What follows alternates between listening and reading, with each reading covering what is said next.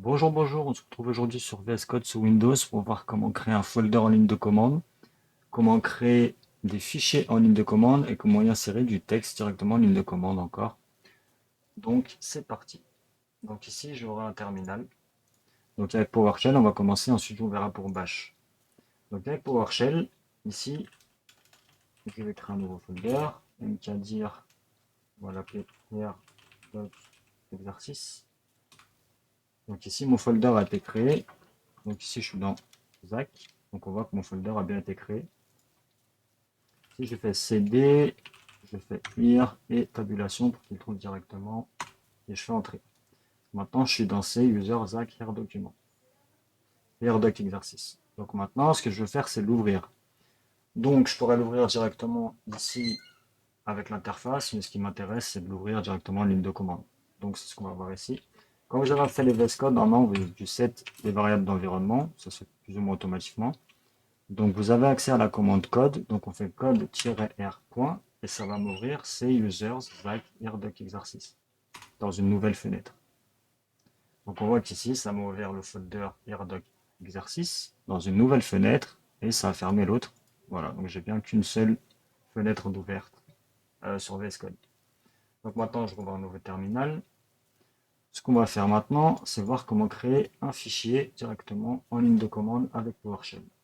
Donc pour ça, on a le mot-clé new item qui va nous permettre de créer le fichier. On lui donne un nom juste après. Donc new item index.html. On voit que l'index.html s'est créé. Maintenant, si je veux créer plusieurs fichiers en même temps, je fais new item, toujours au singulier, style.css, virgule, très important la virgule. Quand vous avez le chevron rouge ici, ça veut dire que la commande n'est pas bonne et que ça va crash. Donc tant qu'il est rouge, c'est que c'est pas bon. Donc si je fais script.js, on voit que le chevron n'est plus rouge, je fais entrer et j'ai bien mes deux fichiers qui se sont créés, mon script.js et mon style.css. Maintenant, si je veux supprimer un fichier, je fais rn et le nom du fichier. Et voilà, j'ai supprimé mon index.html. Maintenant, en faisant flèche du haut, je peux retrouver ma commande new item index.html et je le recrée. Donc maintenant, ce qui va nous intéresser, ça va être d'insérer du texte directement en ligne de commande. Donc pour ça, on va utiliser ce qui s'appelle les here strings, donc qui viennent du here document. Et ici, on a la page Wikipédia qui nous explique un petit peu ce qu'est un here document. Donc souvent appelé here doc ou document en ligne, ou encore document SIMEM, c'est une manière de déclarer une chaîne de caractères dans les interpréteurs de commandes. Donc ça va littéralement nous permettre d'envoyer une string de notre terminal vers un fichier. Donc ici, vous avez un peu plus de détails si vous voulez voir comment ça se passe, etc. Je vous invite à aller regarder la documentation sur les here documents et les here strings. Donc ici, c'est ce qu'on va faire. Donc on va insérer du texte directement dans le fichier index.html à partir de notre terminal. Donc pour ça, il y a une syntaxe bien particulière. Donc c'est at double quote, entrée, je suis une ligne de texte, entrée. Ici je fais at double quote, at plutôt. Ici une pipe, je fais set contains pour envoyer le contenu et je lui dis où envoyer le contenu. C'est dans l'index.html. En faisant ça, on voit qu'on a bien notre texte qui est venu se mettre dans notre index HTML sans toucher à l'intérieur du fichier, tout en ligne de commande. Donc maintenant c'est bien, on a créé une ligne. Chose importante à noter, c'est que si on fait tout sur la même ligne, je suis une new line, que je fais ensuite hop, hop, donc pareil, set content, index.html. Ici, vous voyez que le chevron reste rouge, donc ça va planter.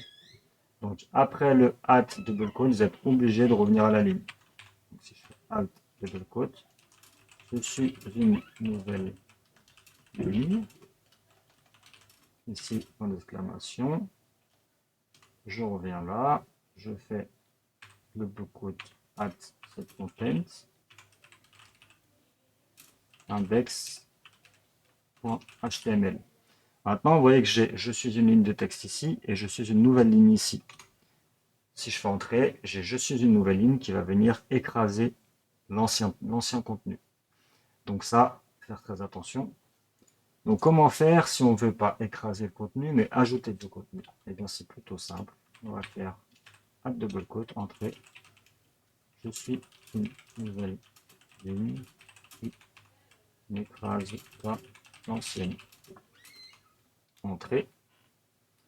Double quote add. Et ici, au lieu de faire set content, on va faire le mot-clé add content.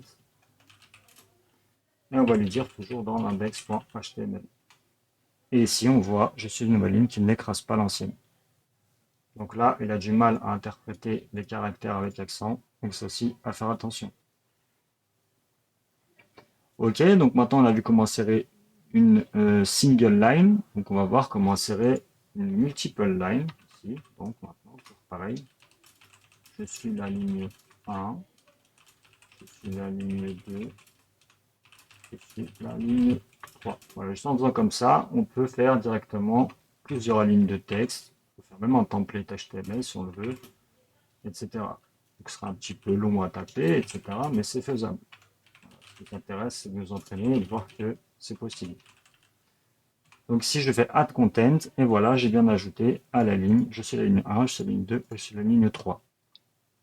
Donc on a réussi à insérer plusieurs lignes directement via notre terminal PowerShell sans avoir à toucher à l'intérieur du document.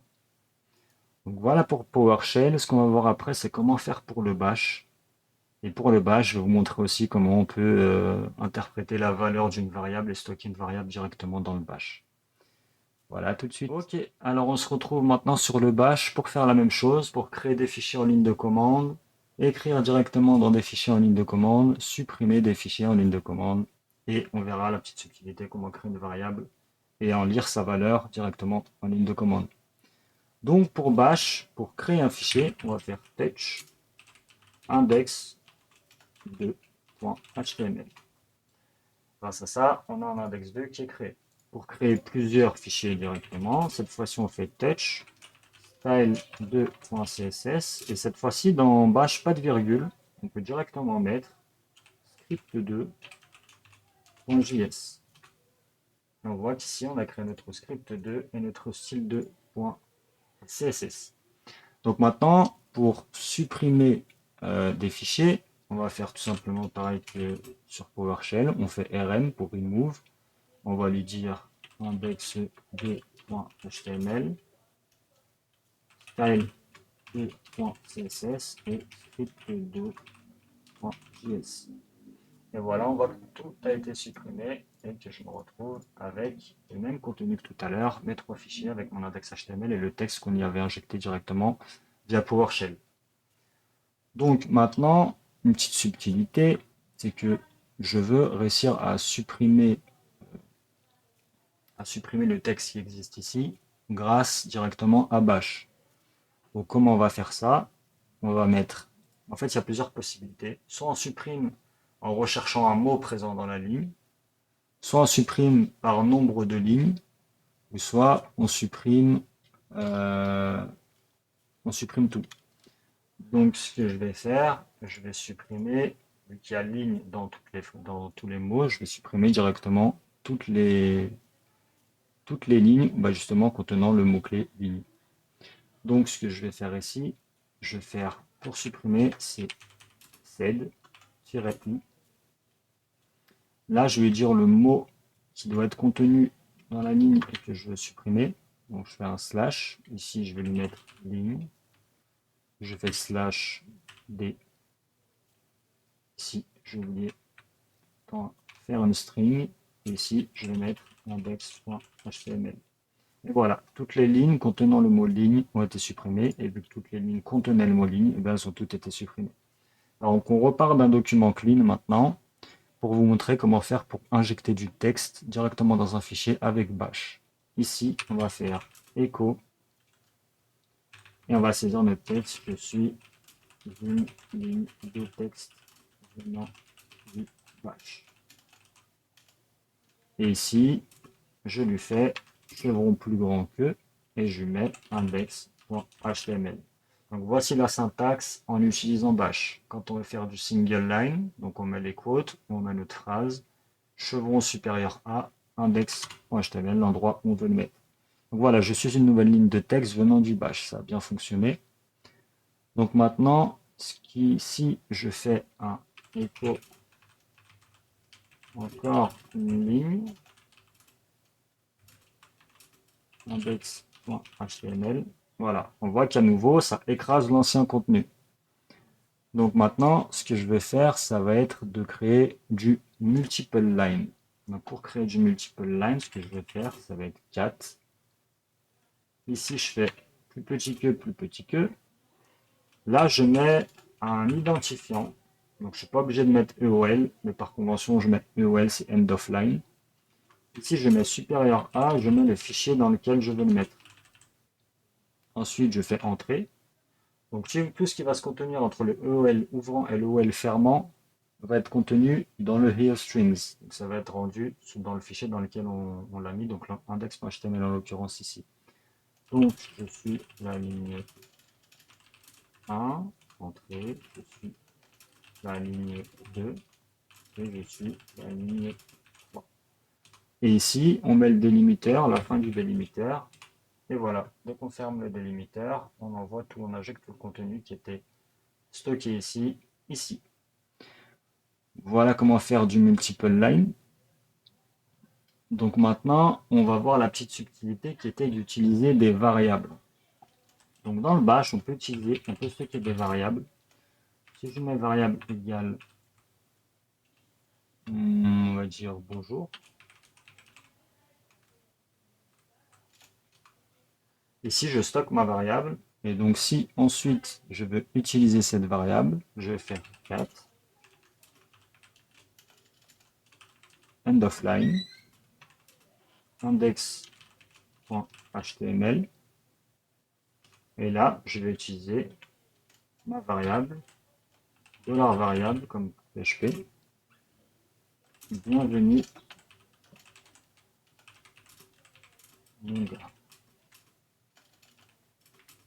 Et ici, quand je vais faire EOL, je ferme et voilà, on voit qu'il a bien interprété le contenu de la variable.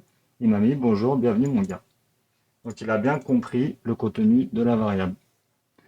Donc voilà, on a vu comment créer un document, comment créer un folder d'abord, ensuite comment créer des fichiers en ligne de commande, comment injecter du texte dans ces mêmes fichiers, toujours en ligne de commande. Là, c'est des petits exemples, donc vous pouvez faire énormément de choses.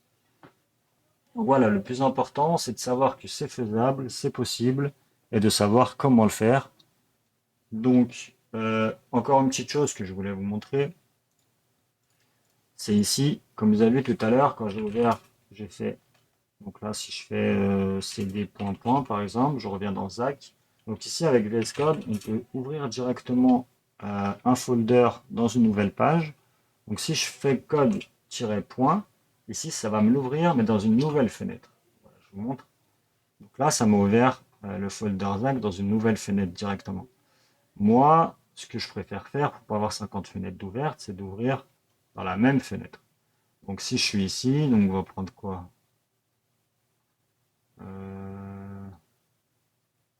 On va prendre fou. Ok, on va faire cd, contenu exercice par exemple.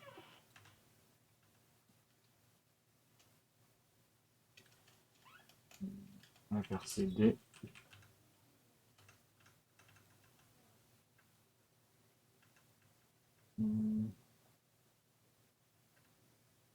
J'ouvre autre chose.